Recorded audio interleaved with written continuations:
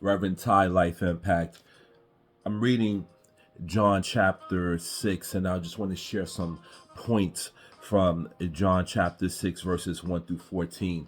Verse 1 says, after these things, Jesus went over the Sea of Galilee, which is the Sea of Tiberias.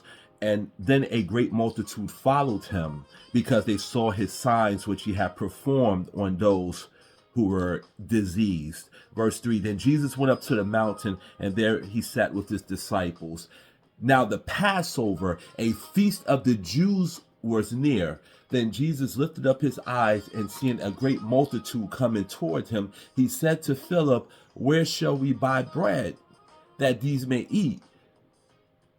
But this he said to test him, for he himself knew what he would do. Then verse 7 says, Philip answered him, 200 denarii worth of bread is not sufficient for them, that every one of them may have a little. I want to focus on verses 5 through 7 for a minute. If anyone knew where to get food, it would have been Philip, because he was from Bethesda. Bethesda was a town about 9 miles away from where they were at. Jesus was testing Philip to strengthen his faith.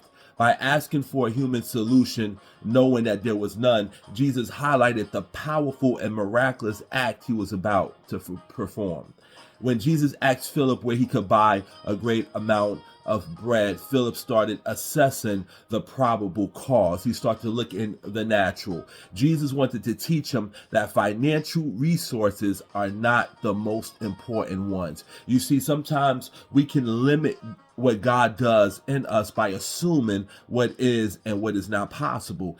Is there something, is there some impossible task that you believe God wants you to do? Do you believe that God wants you to do an impossible task?